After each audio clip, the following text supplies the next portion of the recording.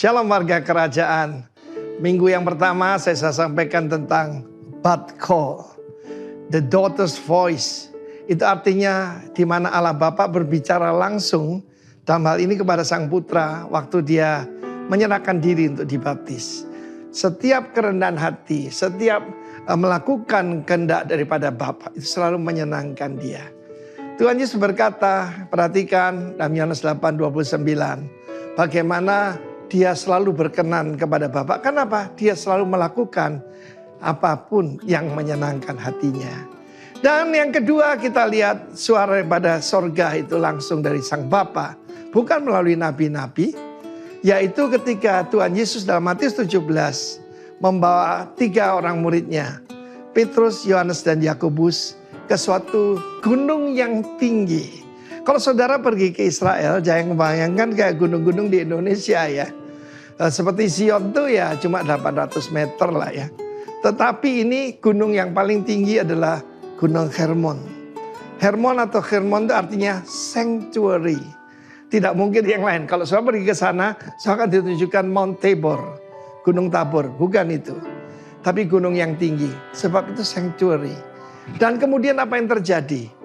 Musa dan Elia menampakkan diri. Yesus berubah wajah di depan mereka. Bahkan pakaiannya putih bersinar berkilau-kilauan. Satu hal yang kita harus tahu, our Father, our Lord and the Spirit of God is the Lord of glory. The Father of glory, the Lord of glory and the Spirit of glory. Dan kita sebagai umatnya yang tadinya tidak punya dan kehilangan kemuliaan Allah akan dikembalikan kepada kemuliaan Allah itu sendiri.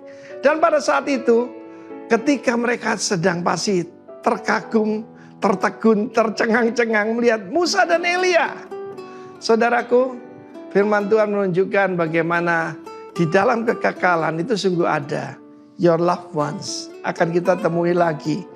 Dan pada saat itu berbicara tentang kepergiannya ke Yerusalem. Tidak untuk sebagai turis, tapi akan mencapai purpose, menyerahkan nyawanya bagi tebusan banyak orang. Dan kemudian Petrus mengucapkan kata-kata yang dia tidak pikir. Hati-hati saudaraku. Ya, kita tahu Petrus enggak belajar ya. Karena beberapa saat sebelumnya di Kaisarea Filipi dia ditegur Yesus. Karena dia melarang Yesus untuk berkata bahwa dia akan diserahkan kepada orang-orang tidak percaya. Dan kemudian dibunuh. Sekali-kali tidak terjadi padamu. Karena itu saudaraku dalam hadirat Tuhan lebih baik kita diam saja ya. Karena kalau tidak ada daripada Tuhan lebih baik kita diamlah. Dan apa yang terjadi? Awan kemuliaan itu datang. Saudaraku, seringkali Tuhan menyatakan dirinya dalam awan kemuliaan yang kita sebut Shekinah. Shekinah glory, kemuliaan Shekinah, kemuliaan kehadiran Tuhan. A haze of brilliancy, kegemilangan daripada Tuhan. Tuhan yang mulia menyatakan diri dengan hadiratnya. Dan satu mereka sedang ketakutan. Dan suara itu datang. Inilah putraku yang kukasihi, yang kepadanya aku berkenan. Terjemahan lain berkata, my whole favor rests upon him. Dan melalui Kristus, saya juga mengalami, saudara juga mengalami favor upon favor upon favor. Tetapi dia kemudian berkata, dengarkanlah dia. Mazmur pasal 27 dan banyak firman mengatakan, dengarkanlah dia. Saudaraku, mau hidup berkemenangan, dengarkanlah dia. Saudara, live by the word of the king. Ya, bukan cuma live by the book. Bukan saja sesuai Alkitab, tapi juga rema daripada Tuhan. Setiap pagi, tujuan kita berdoa buat apa sih? Mau mendengarkan suara daripada Tuhan. Dan hari ini saya ingatkan, suara itu datang kedua kalinya. Langsung from heaven, from the Father. Ya. This is my beloved son. Kita diberkati oleh karena Yesus. Karena itu bagaimana mengalami kemuliaan itu. Dengarkanlah dia. Saya mendengar suara Tuhan. Pergi ke Pulau Bali. Saya bilang, yes Lord. Sebab kita tidak bisa berkata no Lord. Kita adalah miliknya. God bless you. Dan saat itu favor upon favor, kindness, goodness of God. I live in the goodness of God. God bless you, warga kerajaan. Shalom warga kerajaan, puji nama Tuhan. Saya yakin kita semuanya dimanapun kita berada pagi hari ini, kita semua bersuka cita. Amin. Boleh lambaikan tangannya. Boleh saya lihat. Haleluya, puji nama Tuhan. Baik, mari kita bersuka cita pada pagi hari ini karena Tuhan hadir di tengah-tengah kita dan bahkan kesetiaannya tidak akan pernah berubah dalam hidup kita. Amin. Mari kita datang ke bait Tuhan dengan hati yang penuh dengan ucapan syukur, dengan hati yang dengan gembira, dengan hati yang penuh dengan sukacita. Haleluya.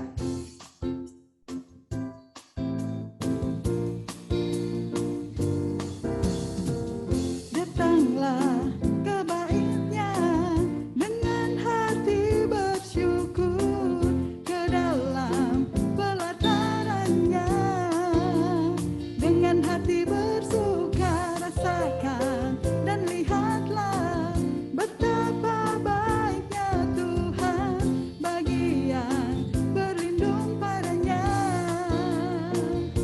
Akan bersorak-sorai, akan bersorak-sorai, bersyukurlah kepada Tuhan, sebab Dia baik, bahwasanya untuk selamanya kasih setia-Nya. Bersyukurlah kepada Tuhan, sebab Dia baik, bahwasanya untuk selamanya kasih setia-Nya. Haleluya, bahwasanya untuk selamanya kasih setia Tuhan.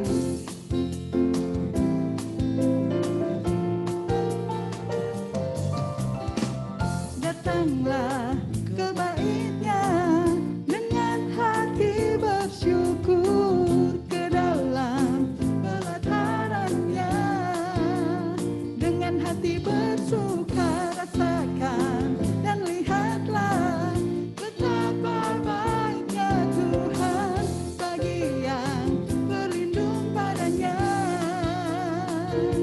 Akan bersorak-sorai, akan bersorak-sorai, bersyukurlah kepada Tuhan, sebab Dia baik, bahwasanya untuk selamanya kasih setia-Nya. Bersyukurlah kepada Tuhan, sebab Dia baik, bahwasanya untuk selamanya kasih setia-Nya.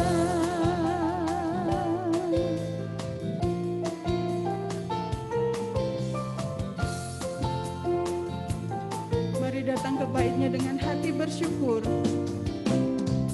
Datanglah ke bait-Nya dengan hati bersyukur, ke dalam pelataran-Nya dengan hati bersuka rasakan dan lihatlah betapa baiknya Tuhan bagi yang berlindung padanya. Akan bersorak-sorai, akan bersorak-sorai, bersyukurlah kepada Tuhan, sebab Dia baik, bahwasanya untuk selamanya kasih setia-Nya. Bersyukurlah kepada Tuhan, sebab Dia baik, bahwasanya untuk selamanya kasih setia-Nya. Bersyukurlah kepada Tuhan, sebab Dia baik, bahwasanya untuk selamanya kasih setia-Nya. Bersyukurlah kepada Tuhan, sebab Dia baik, bahwasanya untuk selamanya kasih setia-Nya. Bahwasanya untuk selamanya, bahwasanya untuk selamanya, bahwasanya untuk selamanya kasih setia-Nya. Bersyukurlah. Haleluya. Saya yakin kita kita penuh dengan kemuliaan Tuhan, kita penuh dengan segala kebaikan Tuhan. Mari kita nyatakan bahwa Dia adalah Allah yang sungguh baik, Allah yang akan memberikan kekuatan, Allah yang menyelamatkan kita, Allah kemenangan kita. Haleluya.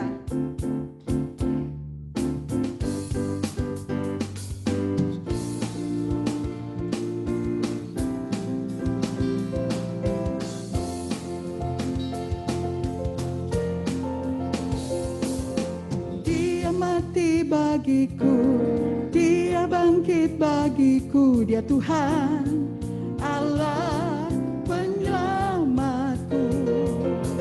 Kuasa maut dikalahkan, hidupku dipulihkan, Dia Tuhan, Allah kemenanganku. Dia sungguh baik, Dia sangat baik, Yesus baik bagiku. Oh, Dia sungguh baik, Dia sangat baik, Yesus, Dia baik bagiku. Dia ada di dalamku, bergerak di hidupku, Dia Tuhan, Allah kekuatanku. Penuhi hatiku dengan kuasa kasih-Nya, Dia Tuhan, Allah kemenanganku. Dia sungguh baik, Dia sangat baik, Yesus, Dia baik bagiku. Oh, Dia sungguh baik, Dia sangat baik, Yesus, baik bagiku.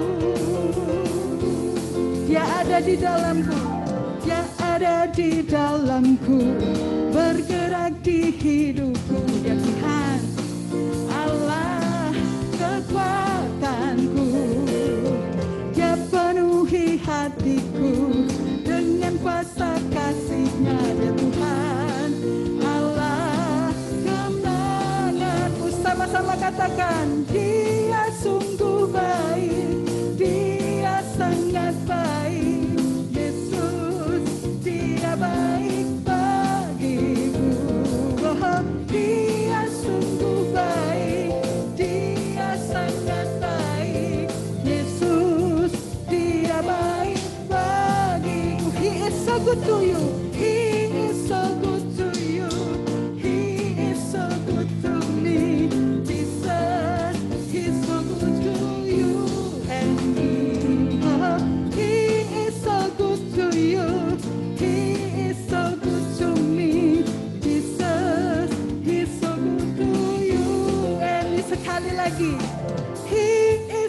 good to you, He is so good to me, Jesus, He's so good to you and me. He is so good to you, He is so good to me, Jesus, He's so good to you and me. Sekali lagi, He is so good to you, He is so good to me, Jesus, He's so good to you and me. Oh, He is so good to you, He is so good to me, Jesus, He's so good to you and me. Jesus, He's so good to you and me. Jesus, He's so good to you, He's so good to me, He's so good to you and me. Haleluya, haleluya. Kami bersyukur Tuhan, karena kami percaya hidup kami dipenuhi dengan segala kebaikan-Mu, karena Engkau Allah yang turut bekerja untuk mendatangkan kebaikan, dan kami adalah orang-orang yang Engkau kasihi. Terima kasih Tuhan, terima kasih ya Bapa, karena kami percaya rancangan-Mu indah dalam kehidupan kami. Ini hati kami, ini pikiran kami, ini tubuh kami mau serahkan ke dalam tangan-Mu. Seluruh roh, jiwa, dan tubuh kami Tuhan, ajari kami untuk kami boleh mengerti segala kehendak-Mu dalam hidup kami. Ajari kami untuk mengerti bahwa tuntunan-Mu itu sungguh berharga dalam hidup kami Tuhan. Terima kasih Bapa, terima kasih Tuhan, terima kasih Yesus.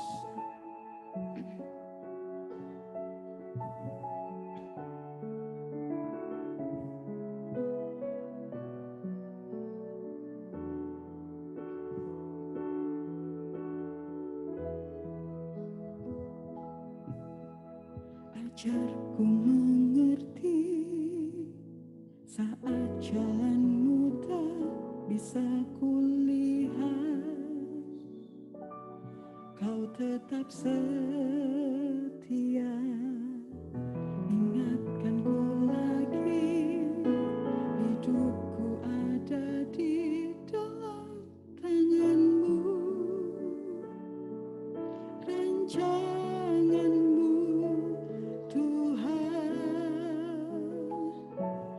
indah dan mulia.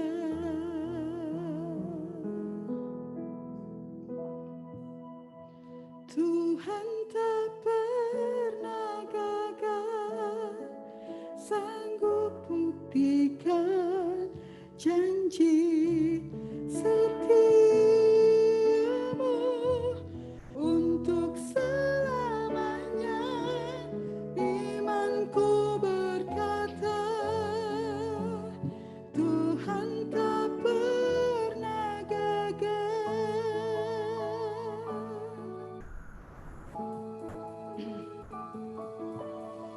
Ku mengerti saat jalanmu tak bisa kulihat, kau tetap setia. Ingatkan ku lagi, hidupku ada di dalam tangan-Mu, rancangan-Mu Tuhan, indah dan mulia.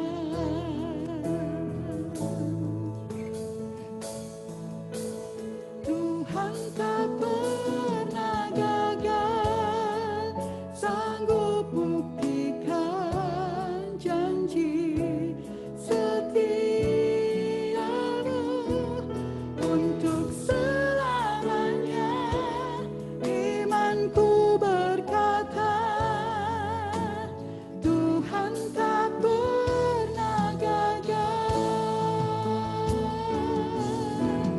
Tuhan tak pernah gagal, sanggup buktikan janji setiamu untuk selamanya. Imanku berkata, Tuhan tak pernah gagal.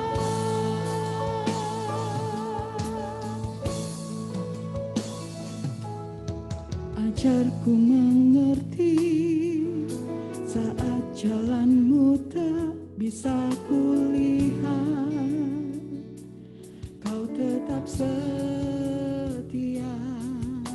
Ingatkan ku lagi, hidupku ada di dalam tangan-Mu, rancangan-Mu Tuhan, indah dan mulia. Tuhan tak pernah gagal,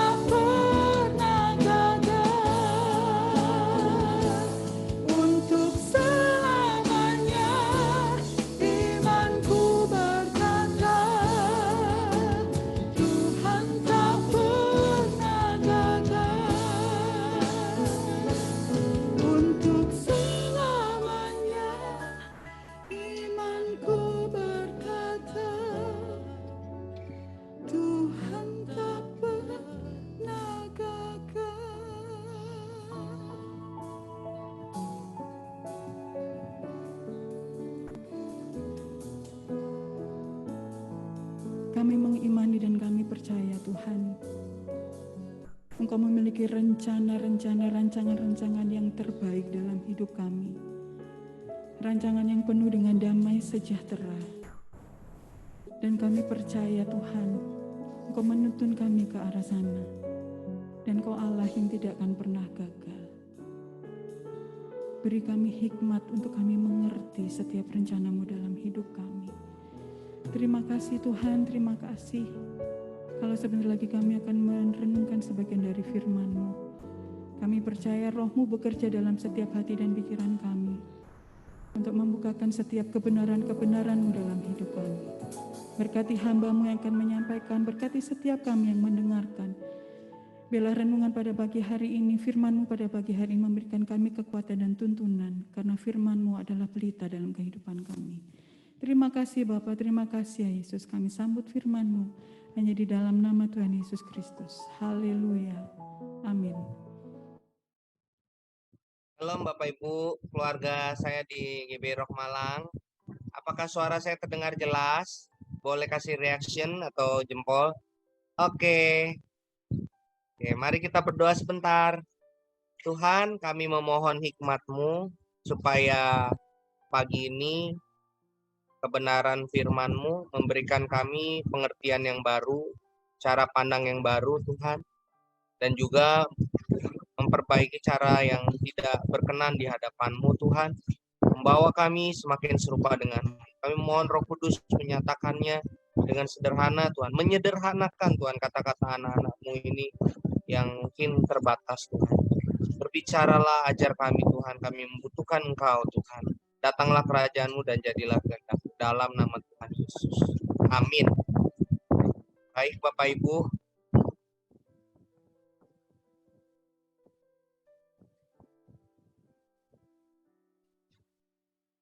apakah PowerPoint-nya sudah terlihat?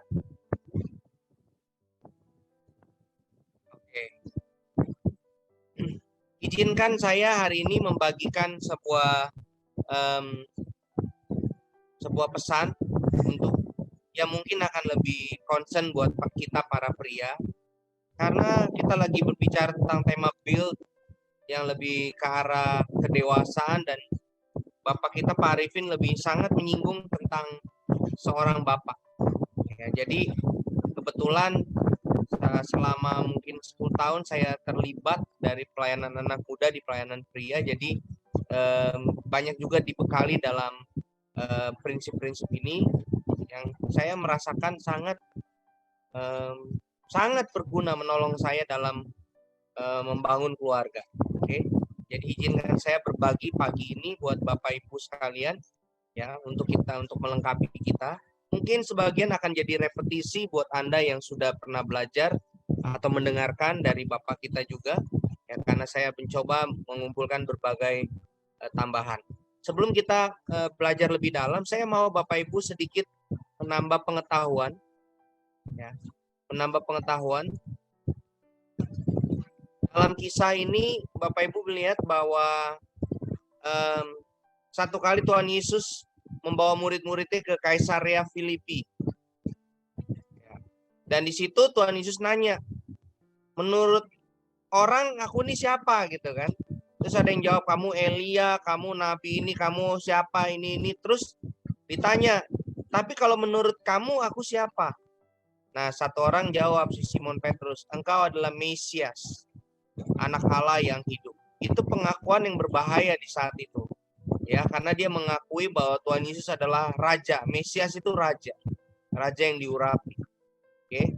Nah, kenapa berbahaya? Karena waktu itu kalau berani ngakuin begitu, itu berarti mereka berhadapan dengan Herodes dan Roma. Karena tidak boleh ada raja lain. Itu isunya Tuhan Yesus disalib.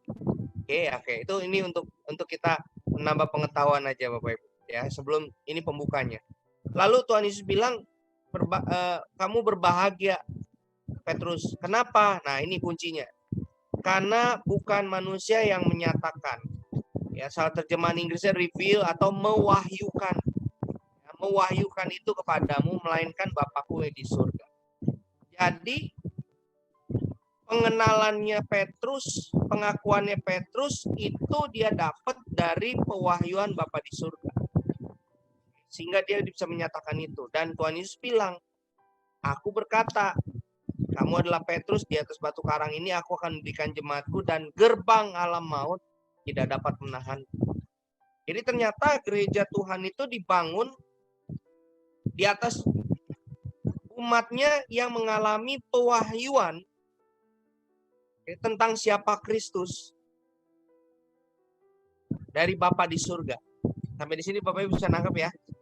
Nah, Yesus di sini menarik. Tuhan Yesus itu selalu kalau ngomong ke muridnya itu dia nggak pernah bilang kalau dia lagi menyatakan seseorang yang ibaratnya dia wakili, dia nggak pernah menyatakan Tuhan Allah dan sebagainya. Dia selalu bilang Bapa. Jadi Tuhan Yesus mau murid-muridnya itu mengalami hubungan pernyataan dengan Bapa di surga. Bisa nangkep Bapak Ibu ya? Jadi Tuhan Yesus lagi ngajarin murid-muridnya sebuah relasi dengan Bapa di surga. Untuk itu dia datang. Nah, apa hubungannya dengan Kaisaria Filipi? Bapak Ibu kalau baca ayat ini dibilang ada gerbang alam maut. Kalau Bapak Ibu lihat di gambar, inilah gerbang alam maut. Inilah letak Kaisaria Filipi. Jadi Tuhan Yesus bela-belain jalan kurang lebih 50 km. Jauh loh, 50 km jalan kaki sama murid-muridnya ke daerah Kaisaria Filipi. Cuman buat untuk supaya cerita ini nongol. Kamu dapat pewahyuan dari Bapa di surga, dan ketika kamu hidup seperti ini, gerejaku didirikan, dibangun, dan nih yang kayak gini, dia sambil nunjuk, nih gerbang alam maut begini pun nggak bisa nahannya. Apa ini gerbang alam maut? Gerbang alam maut ini adalah pusat penyembahan satanik di zaman itu. Ya, jadi di tempat ini orang melakukan ritual-ritual satanik. Dewa yang mereka sembah itu dewa Pan, itu adalah satir. Satir itu kalau di Alkitab itu ada Azazel, ya itu patung manusia berkepala kambing. Ya, itu dewa yang disembah, dan penyembahannya itu semua ritual-ritual termasuk pengorbanan seks bebas itu dilakukan di situ. Jadi waktu itu inilah pusat penyembahannya orang kafir dibilangnya waktu itu. Mereka nyembah, mereka nganggap di sini dapat berkat, dapat kebahagiaan, tapi melakukan pengorbanan yang merusak hidup mereka. Nah, Tuhan Yesus kayak lagi ngomong, lagi peperangan rohani. Kamu hidup dari pewahyuan Bapakku di sorga, bukan kayak model begini, penyembahan yang model begini, ya. Dan yang setan-setan begini pun nggak bisa ngalangin kamu.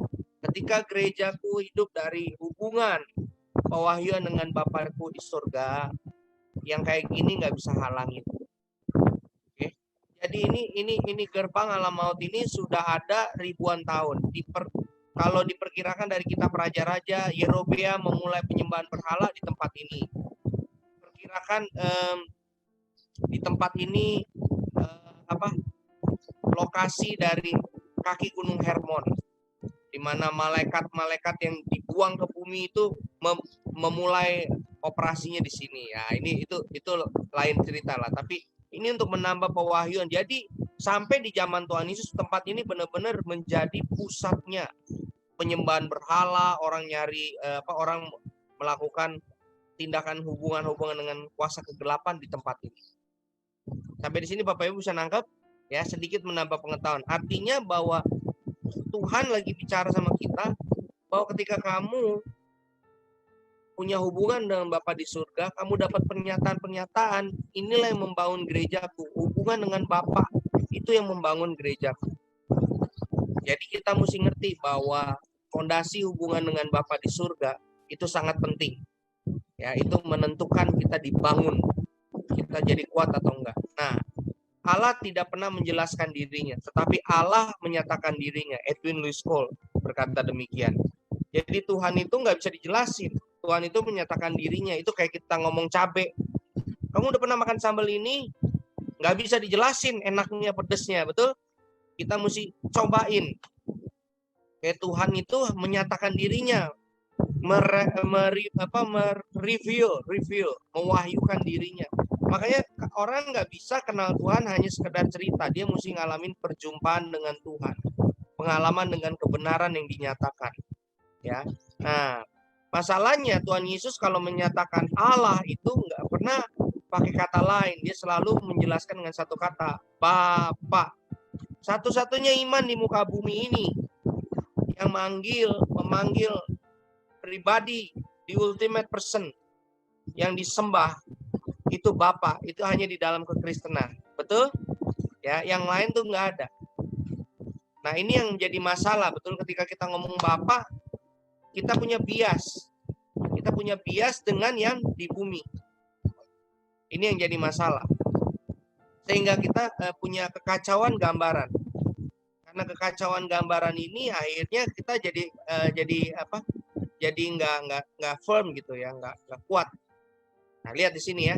Daniel 11 bilang gini, bahwa satu kali ini zaman antikristus diperkirakan, orang-orang yang berlaku fasik terhadap perjanjian, covenant, akan dibujuk sampai murtad dengan kata-kata yang licin, tapi umat yang mengenal Allahnya akan tetap kuat dan bertindak. Makanya saya beri judul, mengenal Allah adalah kekuatan.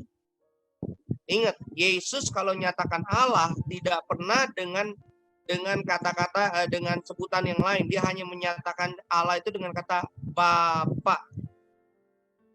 Sampai di sini Bapak Ibu bisa nangkep? Dia selalu menjelaskan Allah itu dengan kata Bapa. Berbahagialah Petrus, kamu bisa ngomong begitu, bukan manusia yang mewahyukan itu, tapi Bapakku, Papaku. Ya, jadi waktu kamu punya hubungan dengan Bapak di surga, kamu akan dapat pengenalan yang lebih dalam. Dan di sini aku akan bangun gerejaku. Sehingga gerbang alam maut yang model begini pun tidak bisa menahannya. Itu konklusinya cerita tadi Bapak Ibu. Oke? Saya nangkep ya. Nah, sekarang kita belajar. Ternyata Alkitab itu waktu disimpulkan kalau kita baca, Dr. Miles Monroe menyimpulkan the Bible is about a king, his kingdom, and his royal family. Alkitab itu ternyata isinya kalau ditarik benang merahnya adalah tentang seorang raja, yaitu Mesias, Tuhan Yesus, his kingdom, kerajaannya, dan keluarganya. Siapa itu keluarganya? Anda dan saya.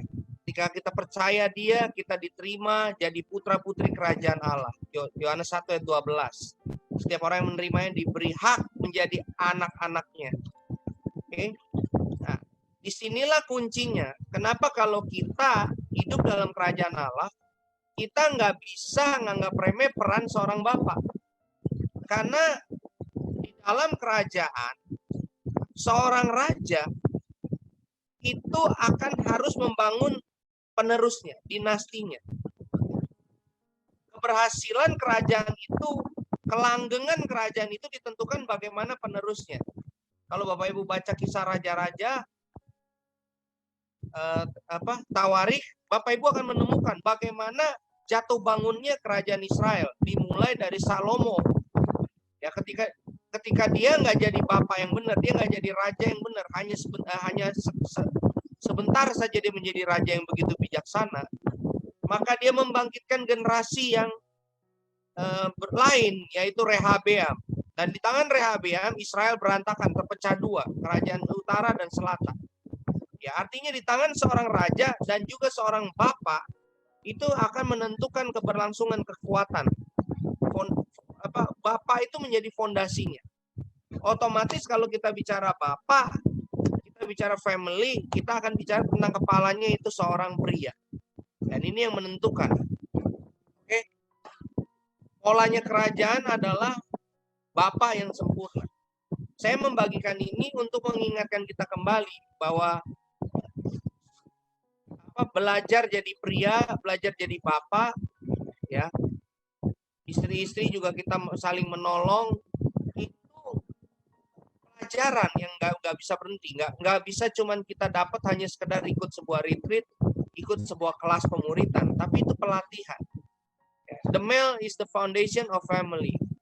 Seorang laki-laki adalah fondasi dari keluarga. Kata Aba ya dalam Ibrani atau Aram itu artinya papa, bapak, yang artinya penopang, sustainer, sumber atau source, fondasi fondasi, progenitor yang menurunkan sifat-sifat leluhur nenek moyang. Nah, bapak itu adalah fungsi. Nah, ini penting. Bukan cuma nama. Saya sekarang tinggal di Halmahera Utara. Yang menyedihkan ini desa yang saya tinggali ini mayoritas, ya boleh dibilang 99% katanya Kristen. Tapi cerita-cerita yang saya dengar adalah hamil di luar nikah itu udah biasa. Punya kekasih gelap itu sudah biasa. Perceraian juga.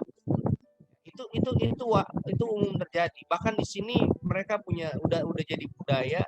Kalau hubungan nggak direstui sama orang tua, ya, hamil aja dulu. Habis itu masuk ke gereja diberkati. Mereka nganggap Tuhan tuh seperti preman. Yang penting setor muka, pemberkatan beres. Oke. Mereka terjebak. Ini beban yang juga bagaimana saya bisa membagikan di sini gitu ya. Karena kan berhadapan dengan gereja-gereja yang tradisional. Nah, akibatnya di tempat ini keluarga itu hanya seperti sebuah slogan. Mereka nggak ngerti berkeluarga itu ya seperti apa. Jadi bapak di sini banyak kali hanya sebuah jabatan, nama doang, nggak berfungsi. Banyak anak-anak di sini saya berusaha dekatin mereka, jadi teman buat mereka, dan kalau perlu bisa jadi ya, memberikan sedikit fungsi bapak sama mereka. Mereka bisa merasakan kasih bapak. Kenapa?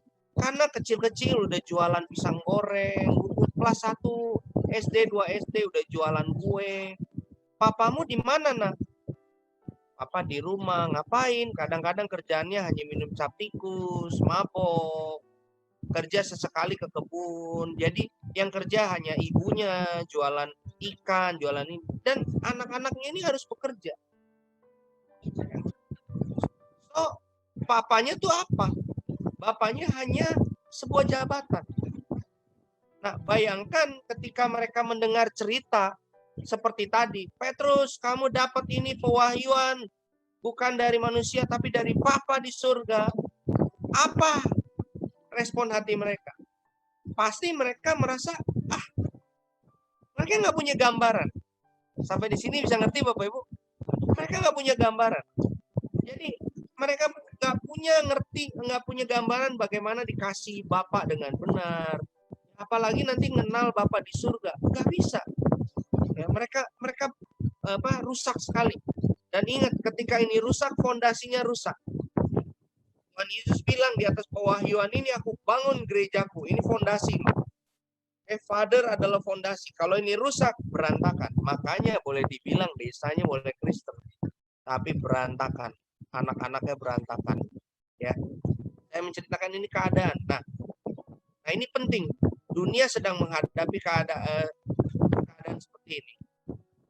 Makanya kenapa pelayanan pria itu penting? Pelayanan pria itu mesti terus dijaga.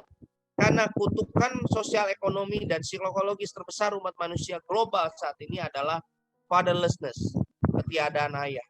Mau di tempat modern, di kota besar, mau di desa yang seperti ini pun kita ngalami. Ya, kami ada di sini tapi video call sama anak saya. Anak saya cerita bagaimana temannya itu usia 3 SMP, tapi sepertinya terjebak dengan kehidupan bebas. Wow, padahal orang tuanya pelayanan. Kok bisa seperti itu? Ada yang salah berarti di rumah. Ada yang mesti diperbaiki di rumah. Jika Anda ingin tahu apa yang penting bagi Allah, pelajari apa yang setan sedang fokuskan untuk rusak. Gampang banget.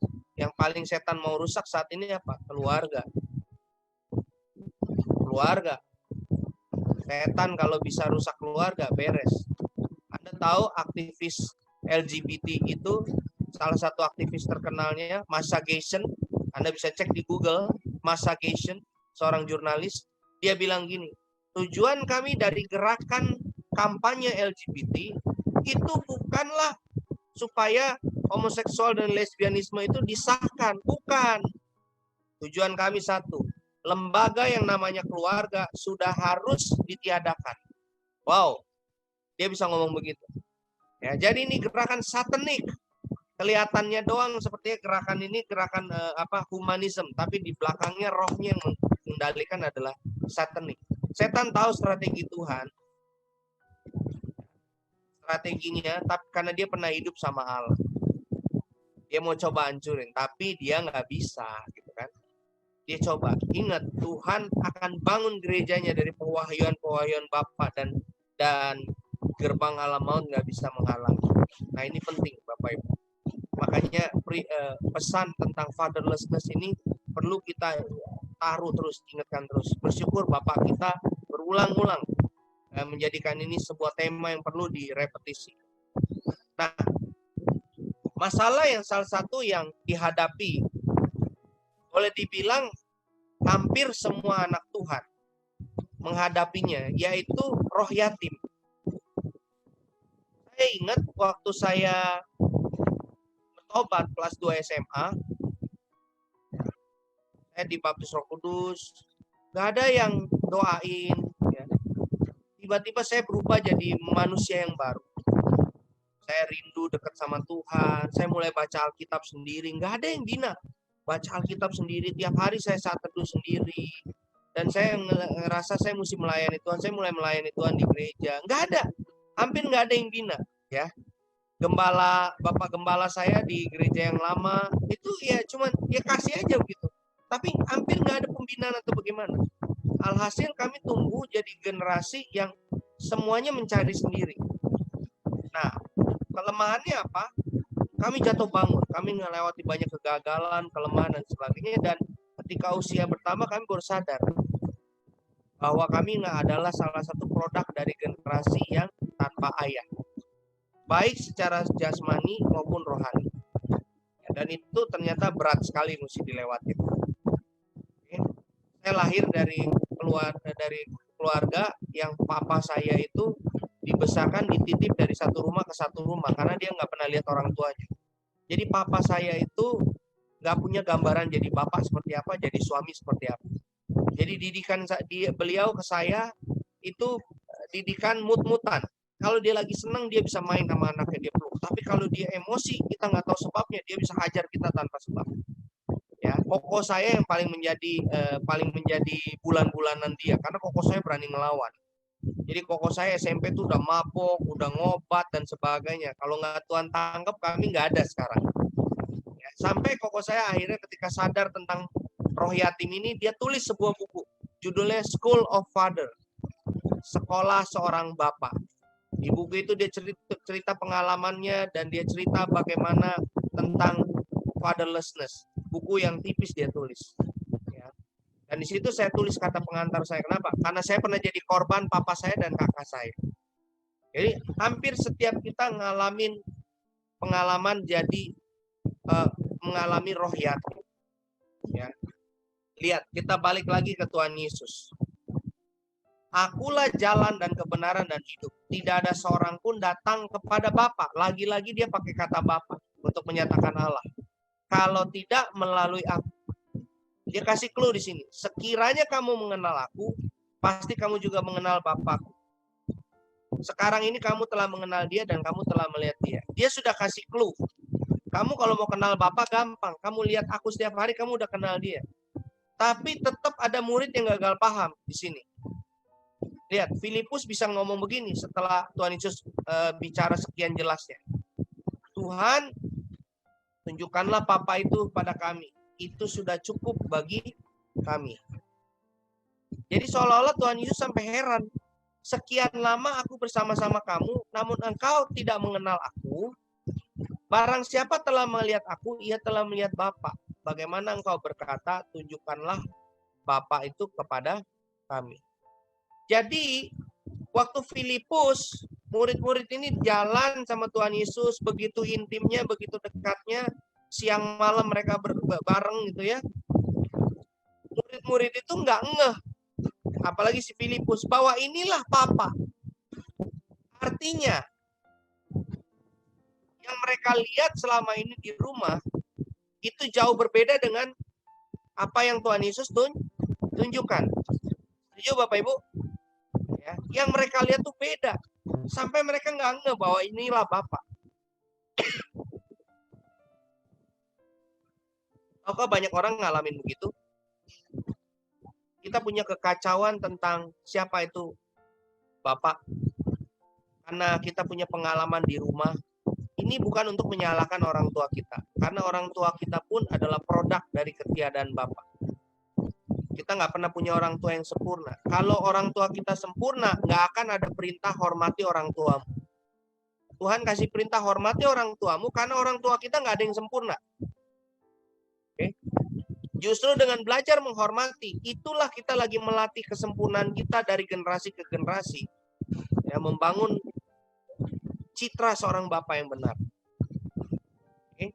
Jadi murid-murid ini ternyata di rumahnya mungkin mereka nggak punya gambar, oh Bapak tuh kayak gini toh. Sampai akhirnya mereka mesti tanya, tunjukin. Bahwa Yesus itu ternyata aku ini hadir itu jadi Bapak buat kamu. Nah, kita bersyukur. Di Berok Malang, saya berterima kasih buat kepercayaan yang diberi.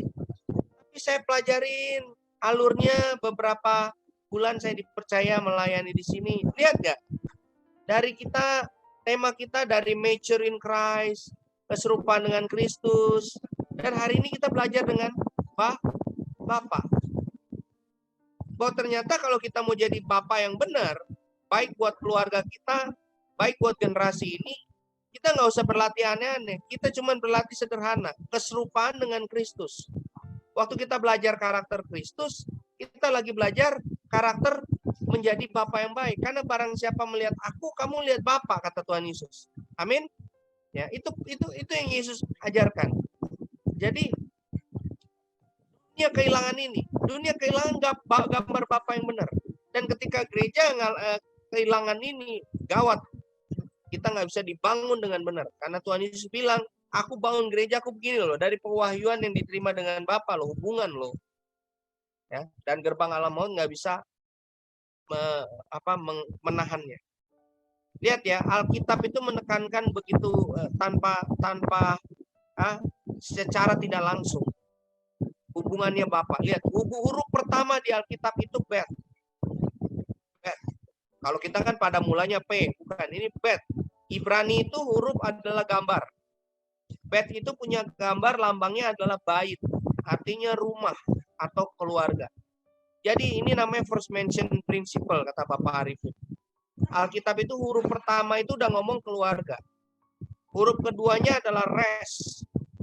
Nah, ini kalau digabung berdua, dibaca jadi bar. Bar itu artinya son. Ya. Ingat tadi dibilang Bible tentang royal family. Kenapa penting? Karena seorang raja itu kejayaan kerajaannya ditentukan bagaimana penerusnya, son-nya. Makanya kalau son-nya nggak benar karena bapaknya, akhirnya apa? Berantakan. Oke, kita belajar di Alkitab bagaimana ada bapak yang hilang. Bapak yang hilang tuh bukan kisah anak yang hilang. Bapak yang hilang tuh macam Imam Eli. Tinggal di bait Allah. Ya. Bahasa ininya pelayanan. Bahkan hidupnya adalah pelayanan. Tapi dia hilang buat anak-anaknya. Betul? Dia hilang. Sampai anak-anaknya itu hidupnya berantakan. Siapa lagi bapak yang hilang? Daud pun pernah jadi bapak yang hilang. Adonia, anak yang dia besarkan. Alkitab tulis, seumur hidupnya Adonia nggak pernah ditegur sama bapaknya. Jadi papanya nggak pernah didik dia dengan benar. Ya. Alkitab penuh dengan kisah juga bapak-bapak yang hilang. Makanya kalau kita bicara bapak, kita bicara family, maka kita akan memulai dari keluarga. Keluarga adalah sekolah mengenal Allah. Kenapa? Karena di keluarga lah ada pribadi yang namanya bapak, yang tanpa secara tidak langsung menjadi frame, gambaran untuk kita bisa melihat Bapa di surga. Jadi paling enggak anak kita kalau lihat kita Dia mulai bisa bayangkan, oh papa di surga itu kayak papa saya tapi jauh lebih baik. Nah, paling enggak udah begitu. Jangan sampai anak kita waktu lihat kita dia bilang gini, kalau bapak di surga, manggil Allah bapak di surga, tapi ternyata gambarannya kayak bapak di rumah, oh sorry. Lebih baik saya jadi ateis. Tahukah Bapak Ibu, hari ini ada gelombang yang lagi bangkit. Walaupun saya percaya akan ada revival yang besar-besaran dari kegelapan yang sedang terjadi ini. Di Eropa itu angka free thinkers dan atheism itu sudah mencapai 30% dari anak-anak muda. Eropa, Indonesia mulai masuk. Ya. Kenapa Indonesia mulai masuk? Sebenarnya Indonesia udah banyak, tapi kita cenderung lebih menutupi dengan penampilan kita. Di Eropa mereka langsung belak-belakan. Mereka mengaku bahwa saya adalah agnostik, ateis, free thinkers. Nggak percaya sama Tuhan. 30% angkanya. Dan kalau dicek, rata-rata orang-orang seperti ini, saudara-saudara yang seperti ini, berpikiran seperti ini, lahir dari mana? Jawaban sederhana. Kebanyakan dari mereka lahir dari keluarga yang disfungsional, bermasalah. Ya, bermasalah. Entah broken home, atau bapaknya nggak ada, atau dan sebagainya. Mereka punya masalah di rumah. Di Indonesia, mereka nggak langsung berani mengakui, tapi ada forum-forum tertentu mereka mengakui. Jadi ada yang bilang, oh saya berdandan tetap religius, tapi sebenarnya di hati saya ateis. Ya, saya berdandan religius supaya keluarga saya nggak ribut aja. Tapi hati saya bilang Tuhan tuh nggak ada. Itu ada beberapa pengakuan seperti itu. Oke. Jadi jangan main-main dengan fungsi family sebagai sekolah pengenalan Allah.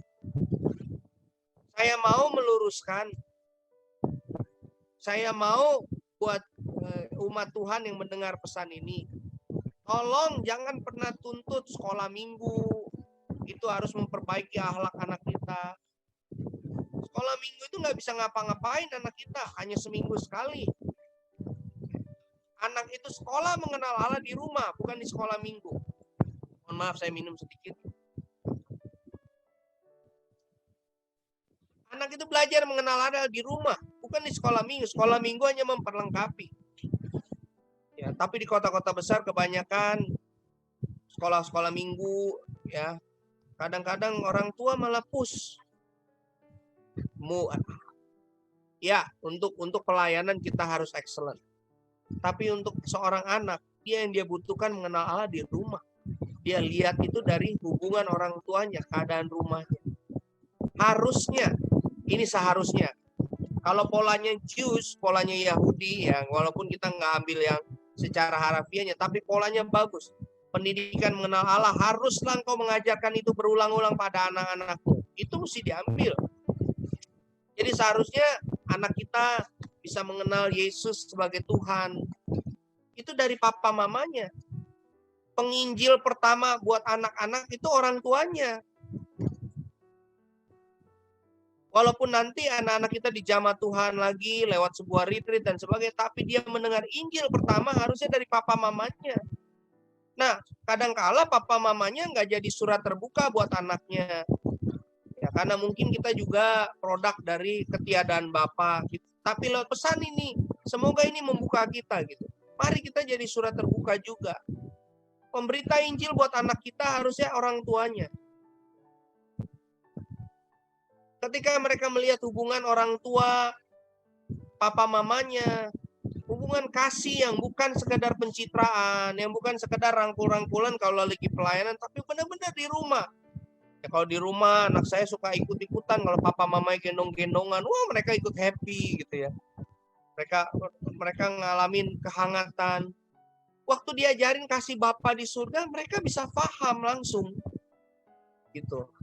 Tapi kalau kita terbalik, kita seringkali banyak orang paksa anaknya itu tindakan-tindakan pencitraan rohani, doa, ya, kegiatan-kegiatan rohani, ikut, tapi hidupnya nggak rohani.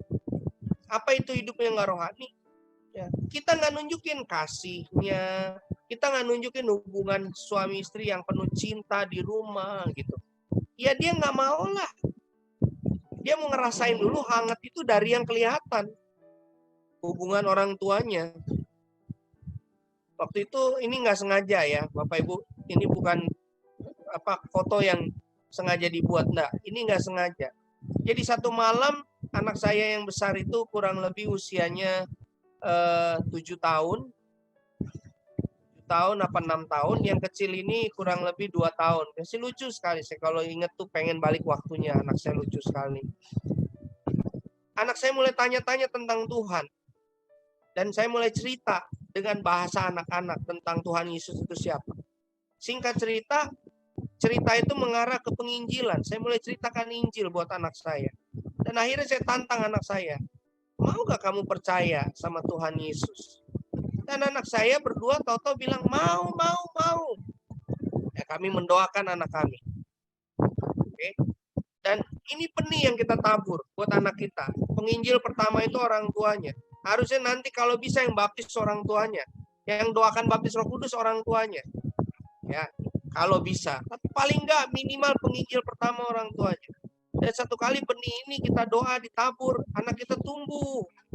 Dia mendengar Injil yang lebih luas lagi dan dia menyerahkan hidupnya kepada Kristus sebagai rajanya.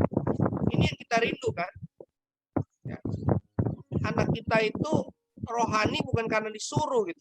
Rohani karena dia memang punya keintiman karena ngalamin di rumah. Jadi waktu dijelasin Bapa di surga, dia nggak punya gambar yang kacau kayak Filipus. Sampai di sini Bapak Ibu bisa nangkap apa yang saya bagikan? Ya. Ini yang mau kita belajar dari rumah kita. Supaya apa? Kita dibangun. Jadi gereja Tuhan yang dibangun, gerbang alam maut, goncangan apapun coba halangin, nggak bisa menahannya. Ya. Nah, saya bukan orang tua yang sempurna, Bapak Ibu. Saya menjelaskan ini justru karena saya lahir dari produk keluarga yang nggak sempurna. Dan kita semua lahir dari seperti itu. Tapi mau belajar, ayo kita belajar sama-sama. Ini papa saya. Saya sangat mengasihi dia. Kenapa saya ada di tempat ini? Itu kenangan sama dia juga. Di tempat ini papa saya sudah meninggal 9 tahun. Tapi di tempat ini saya setiap jalan kemana, saya ketemu orang-orang tua yang ada, bahkan beberapa anak setengah baya. Mereka semua masih ingat papa saya. Jadi papa saya orang yang baik, tapi dia bukan bapak yang sempurna. Tadi yang saya bilang, dia bisa hajar anaknya habis-habisan. Okay. Tapi satu kali saya ingat, papa saya pernah ikut sebuah retreat. Dan di situ dia peluk kami. Dia minta maaf, dia bilang, papa minta maaf. Papa tuh jahat sama kalian. Ya, papa juga punya orang, nggak pernah punya papa. Sambil dia nangis. Papa nggak ngerti bagaimana bapak itu seperti apa. Jadi iman dia itu ya benar-benar iman yang dia dapat bahwa Tuhan Yesus itu juru selamat Tuhan dia. Tapi dia nggak bisa intim yang kayak bagaimana. Kenapa? Karena dia kehilangan itu. Nah, berangkat dari pelajaran dari generasi di atas ini, saya belajar Bapak Ibu. Saya berusaha cari kebenaran-kebenaran. Bagaimana mengenal hati Bapa, bagaimana belajar jadi pria yang benar, bagaimana bangun keluarga. Setiap kita punya bekas. Dan saya punya titik-titik fragile dalam hidup saya akibat ketiadaan Bapa yang saya alami. Yang masih saya gumulin sampai sekarang. Tapi jauh lebih baik, kita harus jauh lebih baik dari pendahulu kita. Karena Tuhan mau dari pewahyuan akan Bapa di surga. Pewahyuan dari Bapa di surga, pengenalan akan dia, kita dibangun. Ini yang terjadi kalau gambaran kita rusak. Saya membagikan ini pola yang dibagikan oleh Dr. Robert McGee tentang kesehatan emosional. Robert McGee. Ya. Saya langsung tampilkan aja semuanya ya Bapak Ibu. Saya balik. Sepertinya saya tidak bisa selesaikan slide-nya semua sampai di sini saja. Bapak Ibu, di sini Anda bisa lihat ketika gambaran kita rusak, kita punya darkness mind. Ya. Di sini harusnya kita punya hubungan yang bagus dengan Allah. Ini awal mulanya, ini Eden kita. Oke. Tapi kita punya pengalaman yang buruk. pengalaman yang buruk itu menghasilkan imajinasi yang salah. Kalau saya ambil gambarannya tentang kita punya gambaran Tuhan sebagai Bapa, tapi imajinasi kita jadi rusak tentang Tuhan sebagai Bapa. Kenapa? Karena kita punya pengalaman yang buruk. Dari mana? Dari keluarga kita. Ya, keluarga kita kenapa? Karena keluarga kita juga produk yatim, roh yatim, nggak punya bapak. Ya, atau bapaknya ada tapi nggak berfungsi, broken home dan sebagainya. Kita punya pengalaman buruk dan kita punya imajinasi yang salah tentang Allah. Dan karena imajinasi salah, kita nggak bisa punya hubungan yang baik dengan Tuhan. Nah, kalau hubungan kita yang nggak sama Tuhan nggak baik, kita nggak bisa dibangun dengan benar. Ingat tadi prinsipnya, di atas batu karang ini, Petrus, kamu yang udah terima pewahyuan dari Bapa di surga, hubungan bangun gereja. Nah, ketika imajinasi kita salah sama Tuhan, maka kita punya kepercayaan yang salah. Kalau kita udah punya kepercayaan yang salah, maka emosi kita salah. Kalau udah emosi kita salah, maka tindakan kita salah dan kita terjebak dengan pikiran-pikiran yang merusak. Sampai di sini Bapak Ibu bisa nangkap pola ini ya. Nanti saya bisa bagikan slide-nya. Makanya kalau kami pelayanan pria dulu, kami suka bagikan. Laki-laki apa sih mitosnya yang didengar? Laki-laki itu apa? Bisa menggait perempuan. Itu kepercayaan-kepercayaan yang salah. Bisa menaklukkan banyak perempuan, kepercayaan yang salah. Ya.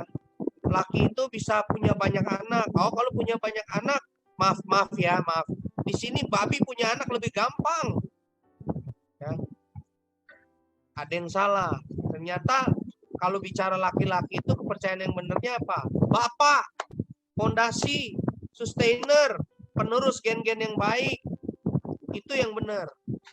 Nah, akhirnya dilayanilah dengan kepercayaan yang baru, imajinasi yang salah. Makanya kalau kita di pelayanan pria juga harus ada pemulihan hati Bapak. Kenapa? Karena banyak pria itu nggak bisa jadi Bapak yang benar. Karena imajinasinya kayak Filipus. Tuhan, tunjukkan Bapak itu sama kami. Itu sudah cukup. Ini pola dari Dr. Robert McGee tentang bagaimana ketika kita dirusak, hubungan kita sama Tuhan itu juga nggak benar dan fondasi hidup kita jadi berantakan. Nah, doa saya pagi ini buat Bapak Ibu keluarga saya. Mari kita jadi Petrus-Petrus yang disebut Tuhan berbahagia. Kenapa? Karena kamu terima pewahyuan dari Bapa di surga. Kamu punya hubungan yang benar dengan Bapa di surga. Dan kamu dibangun. Gerejaku dibangun darinya seperti ini. Dan gerbang alam maut gak bisa menahan. Peperangan makin besar Bapak Ibu ke depan. Peperangan rohani akan makin besar. Tantangan makin besar. Tapi ketika kita dekat sama Bapa di surga, kita punya hubungan yang makin dalam dengan Bapa di surga. Alkitab tulis, umat yang mengenal Allahnya akan tetap kuat dan berdiri. Kalau mungkin hari ini gambaran kita banyak yang rusak sama Bapa di surga, mari kita bilang dulu di hati kita, Tuhan, bahwa saya mengenal Engkau dengan benar. Kalau hari ini kita sadar, kita ternyata berantakan jadi bapak di rumah. Mari kita yang pertama, jangan pernah hakimi papamu yang lama. Maksudnya papamu. Jangan pernah hakimi, jangan pernah benci. Ampuni dia. Ya, ampuni. Yang kedua, jangan cuma sampai di titik ngampuni. Kita mesti isi pikiran kita dengan pengetahuan. Baca buku-buku tentang family, tentang bagaimana jadi bapak yang benar. Karena waktu kita nambah pengetahuan, maka penguasaan diri kita berubah. Dulu saya setelah ngampunin nggak gampang hidup dengan orang tua saya yang temperamennya itu sangat nggak mudah. Tapi waktu kita belajar pengetahuan, kita jadi lebih dapat menguasai diri. Itu kitab Amsal tulis, orang yang berpengetahuan itu bisa menahan diri. Nah, di situ jadi lebih bijaksana.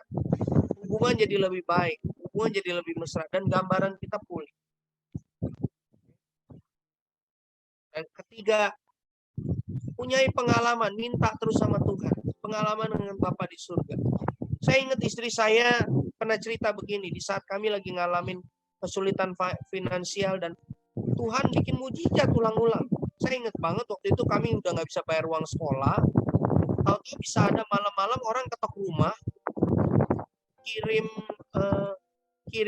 kue, dan kirim kue habis kirim kue di dalamnya dia bilang gini, mohon maaf kami digerakkan Tuhan kasih amplop. Dia nggak tahu loh kami lagi kesulitan. Dan begitu amplopnya dibuka, amplopnya itu cukup untuk bayar uang sekolah.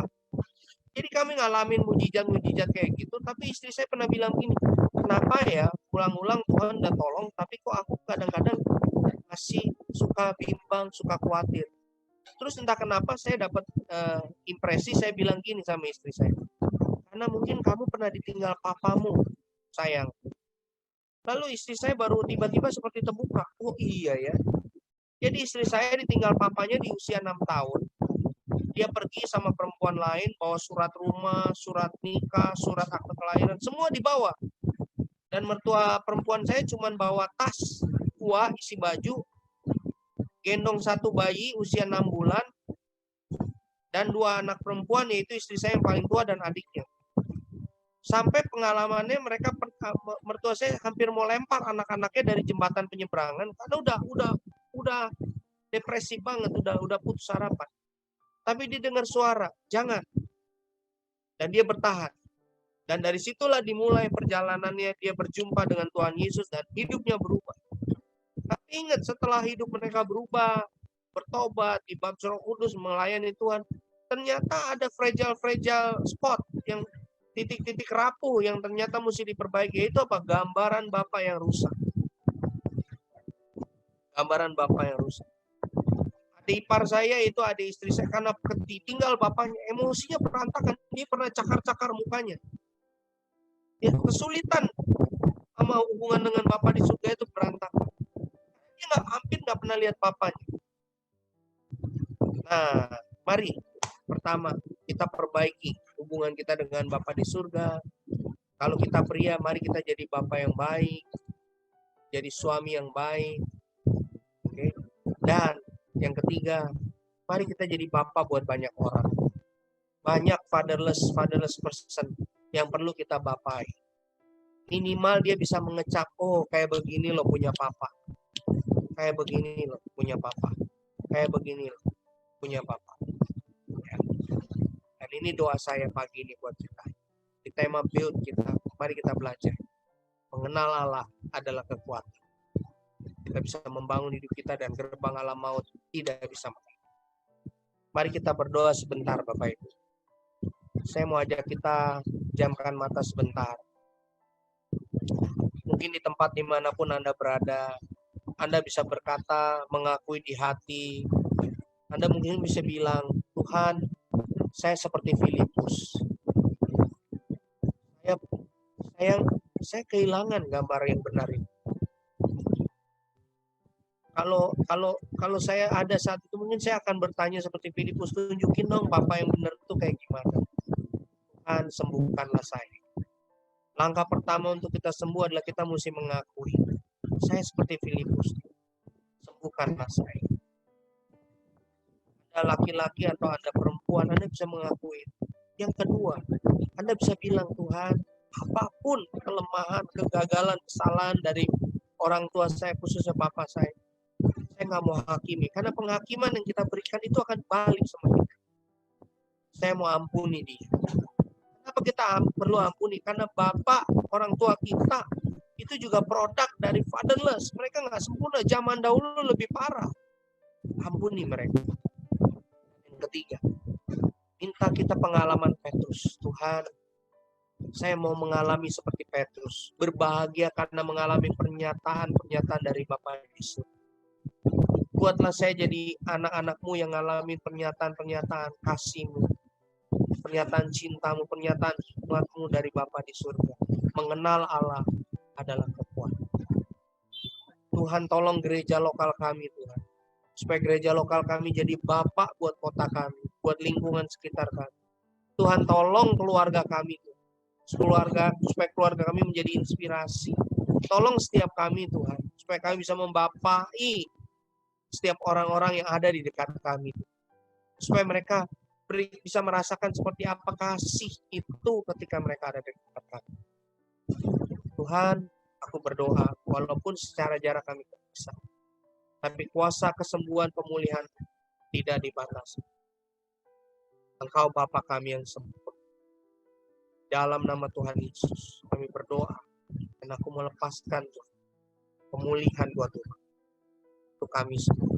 Bawa kami dalam pewahyuan lebih pewahyuan mengenal Allah Bapa kami benar lebih dalam. Dalam nama Tuhan Yesus. Amin.